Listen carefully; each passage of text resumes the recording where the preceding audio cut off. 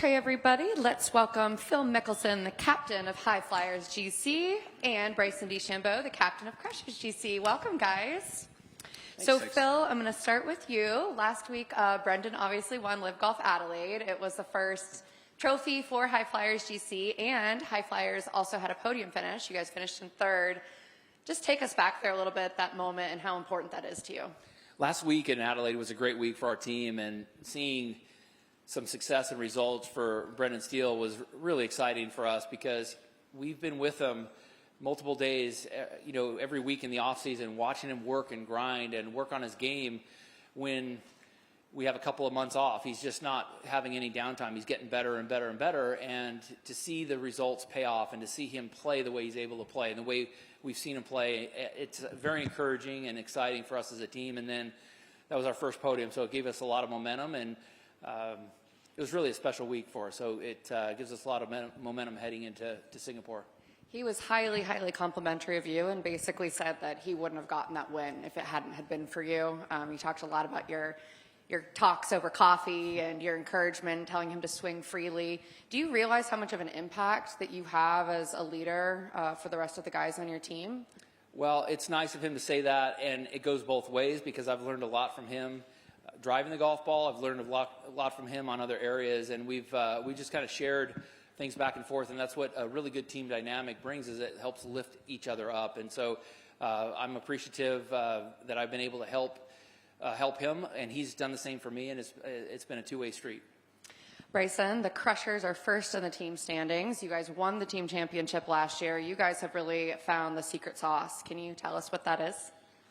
Oh, I don't know about secret sauce. I got to keep it close quarters. I'm not going to tell everybody everything. But I will say that we've got a great bunch of guys over here at the Crushers, and very lucky to have picked them early on, and we've stuck together like glue, gorilla glue, I would say.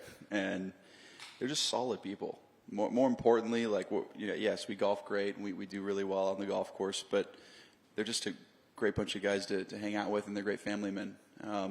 That's really what I appreciate about those individuals, and like Phil said, we learn a lot from each other, and that's the cool part about what LIV provides, is the ability to feed off of each other and learn and grow together. That's something that's not been afforded to us in professional golf other than college and maybe a couple of junior events, but it's certainly a lot of fun.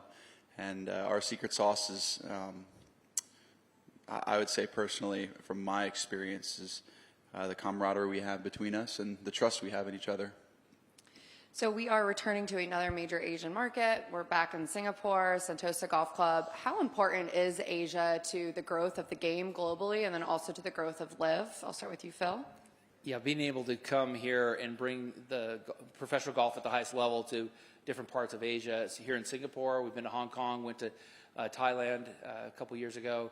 It's a huge part of the growth of the game. I grew up being able to go out and watch the PGA Tour players in my backyard growing up in San Diego, and it was something to be able to see the best players play and be inspired to try to get out there is a very big part of dreaming when you're a kid, and bringing this level of play to these parts of Asia and seeing the young kids in their eyes, the way they look at you and how much they love golf and how much they want to get out here. And so that's a big part in the long-term success of the game, and as well as the cool vibe that kind of transcends the older generation like myself into the younger generation, and trying to get them to see the great aspects that the game of golf provides and has given so many of us, to get them involved, and hopefully they'll experience some of the great things from the game. And Bryson, what are your thoughts on Asia and LIV Golf? It's awesome to inspire a younger generation in this part of the globe. I think that we're too lucky being from the States, seeing professional golf at a super high level at a young age, and it's different over here. Being able to provide that opportunity and see, like Phil said, those kids' eyes just light up when we give them a golf ball or sign a hat for them or whatever it is. It's inspiring, not only hopefully to them, but to us. It reignites us a bit too, and allows us to feel like we're doing something really cool. It's not really been done the way we think it should be in professional golf, like LIV is currently doing. So it's certainly exciting for me to see the individuals eyes light up in people. And it doesn't even have to be junior golfers. It's also old adults that are just in love with the game, and they see us and they're so appreciative of us being here. We're excited to provide that more and more as years keep coming. Great, and kick it over to Mike. So you two have shot some videos together, obviously had a lot of fun. First of all, Bryson, can you just talk about the importance or when you decided to kind of lean heavily into the social video aspects of, especially from your own brand and the teams? That is probably like a 15-minute answer. To summarize quite briefly, I felt like there was a missing hole in the game of golf where you look at guys like Mr. Beast or David Dobrik or whoever it is that are influencing a lot of people in the world. And I saw that market back in 2020, and I said, man, if we could if the golf industry, if golf could tap into that just a little bit, how many more followers we would get, how many more players we would get, how the game would just explode if we could just barely tap into 1% or a couple percent of that. You know, you got Mr. Beast that has a couple 100 million followers and subscribers on one platform. He's got like close to 1 billion followers on all of his platforms. And you just look at that and the possibilities that come with garnering that type of audience is so unique that I thought it was not only important but necessary for someone to get involved with the social media space and create cool, unique, different content that allows this game to grow. I know that we've talked about growing the game out here at LIV, and we're doing that globally, but we want to continue to enhance that. And I think what LIV has provided us the ability to do, not only from a team level, High Flyers and the Crushers, like what we're able to do as a team, commercially and social media-wise over the course of time, but for us to be able to showcase our unique abilities in different ways to consumers allows us to not only showcase our personalities, but also the great level of play we have and the skill set that we have that can hopefully inspire a lot more people to play the game of golf. And that's what I wanted to try and accomplish, is creating that bridge, so we can bridge that gap between normal individuals and them seeing the game of golf and what the game of golf can provide from a relationship perspective towards others. There's just this crazy symbiotic relationship that a lot of people don't get the opportunity to see in their course of their life that golf provides. And so trying to bridge that gap has been a goal of mine since 2020, and developing a great team around me and playing some good golf and growing as a person has all attributed to some of that success. But it's definitely a changing landscape. If we don't adapt and move towards that sort of model of I would say just a social media perspective, an influencer model, I think golf could get left behind, and that's what I'm scared of. I don't want that to happen. That's why I think LIV is such an awesome product and an awesome opportunity for us top golfers to showcase our ability, not just on the golf course, but on and around the golf course as an actor, because you're a pretty good actor, right, Phil? So Phil, you have been doing a lot of videos for several years now. Do you feel like you're the OG of golf viral videos? No, I just say a lot of stupid shit that goes viral. I mean, but Bryson has a beat and understanding on social media that I'm late to the party, that I don't fully understand. And I've been spending time with him, and I've been starting to understand it more and more. And I think that's why we're so excited here at LIV, is that a lot of these opportunities were not an option for us before LIV. Like, we didn't have an opportunity for elevated events. We didn't have an opportunity for equity. We didn't have an opportunity to do our own social media. That was all controlled and shot down. As we came to LIV, those are all now opportunities. Every event is an elevated event. We have equity, and we have the ability to do these social media posts and try to transcend the game of golf to different generations. And all of these things were not possible before LIV came along. And so we're very appreciative that we have that opportunity, and his vision is what I'm trying to better understand, because at 53 I don't fully grasp this generation and so forth, and the opportunities that social media provides. And as I better understand it, I try to do take advantage of a little bit or do some of it. But again, he's kind of the leader in that area, and he's been very open about sharing, his insight and knowledge and helping me kind of grow as well. He still has 5 majors on me, so I'm working to get better at the game of golf, You got a lot of time, though. A lot of time. All right, thanks. Hey, Joy. Hi, I've got a question for both Phil and Bryson. Can I start with Phil? The 13th hole last Sunday, I mean, we were all gasping as to what happened in the bunker. But what was more important for me personally was how you came out after that and made 4 birdies and finished.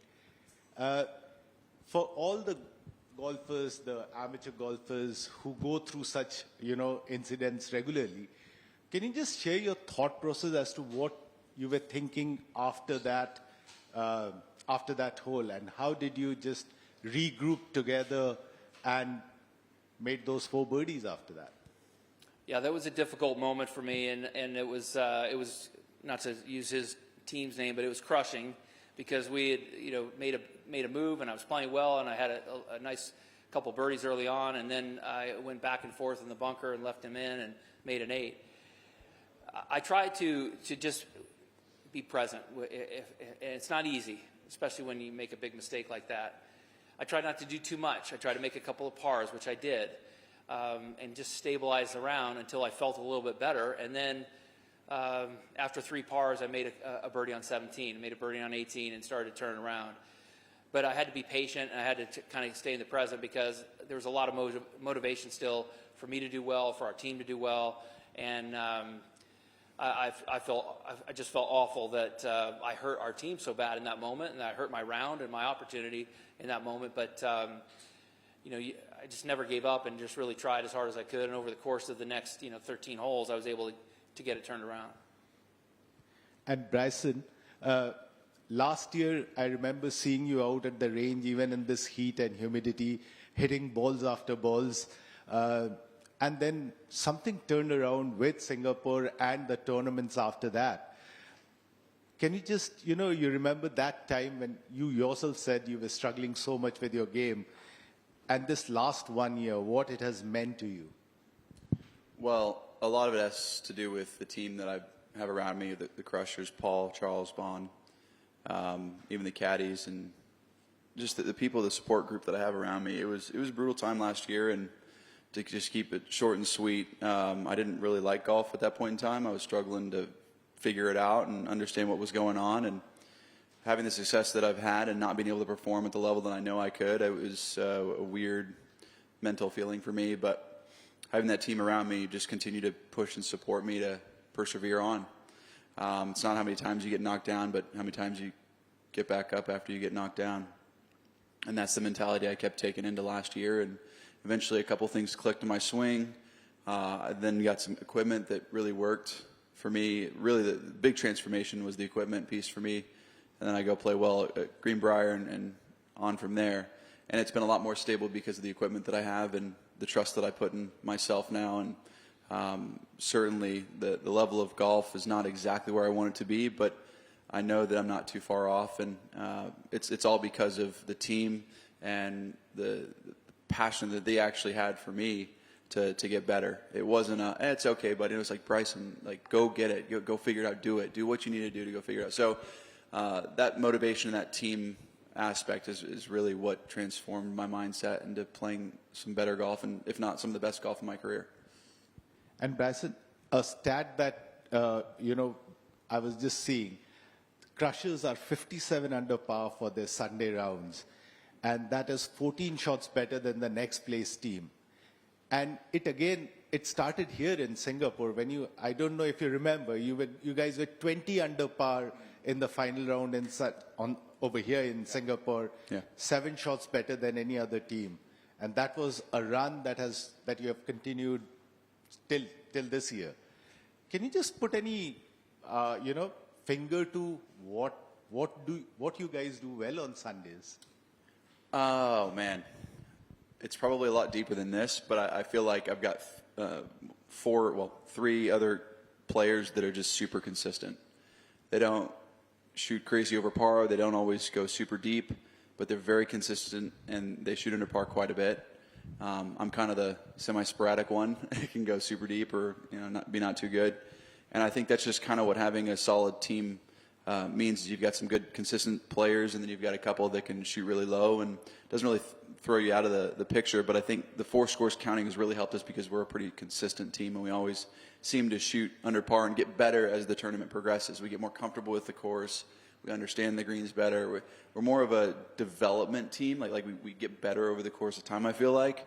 And that's just their games in general. That's what Charles does really well, Paul does really well, and Bond. We all just seem to understand the course better. And I think it's just because of our passion that we all have for wanting to play the best golf we possibly can.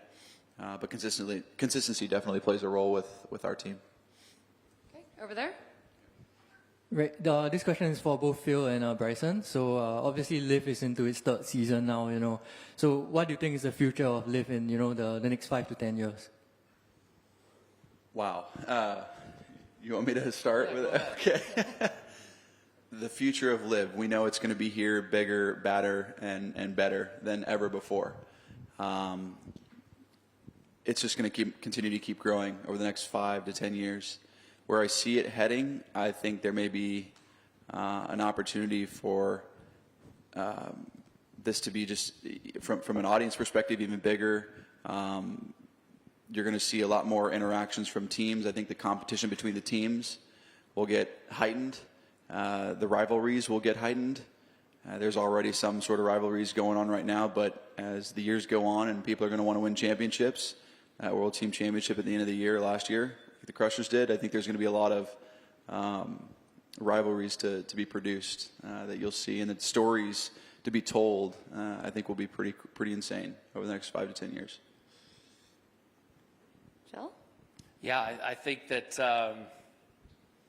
there's a lot of things that are going to transpire over the next 5 or 10 years, and I'm very bullish and excited about what that means for LIV Golf. But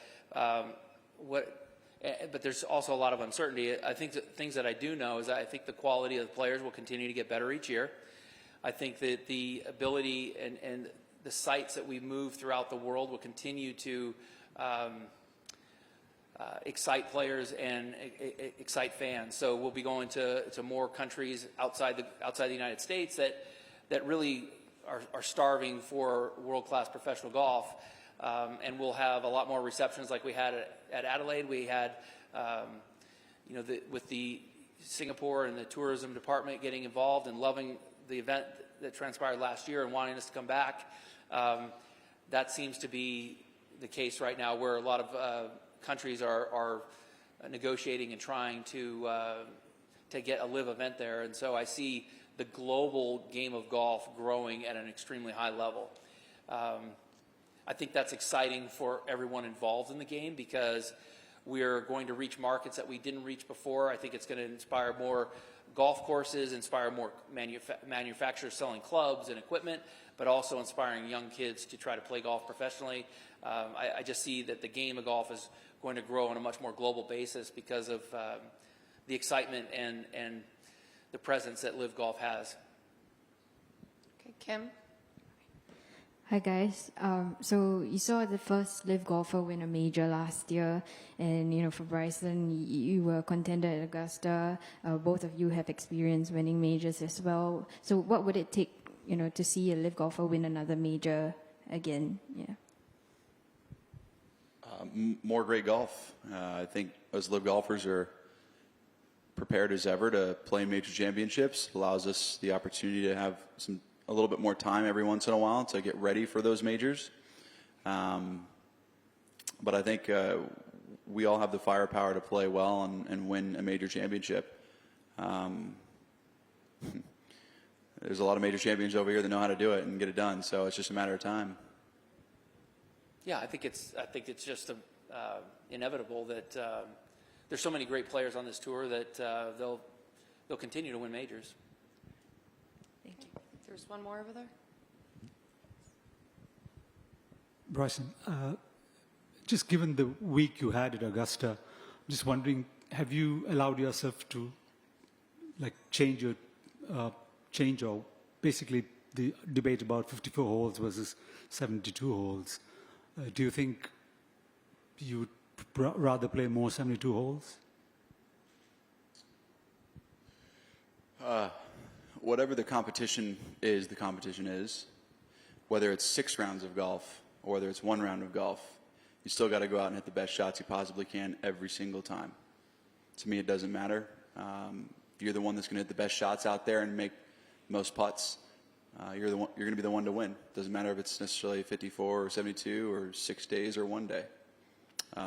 So I'm great with whatever. But isn't there a merit for practice makes you perfect? I mean, four rounds, playing more four rounds regularly gives you a better shot at it? Everybody has an opinion on that. I mean, you certainly seem to have an opinion on 4 rounds as being better. And for me, I came back with, after COVID, I didn't play golf for a month and a half, 2 months. And I went out and almost won the Colonial without any tournament golf. So that kind of hopefully answers that. Okay, any others? No? Okay, great. Good luck this week, guys. Thank Thank you you so all. much.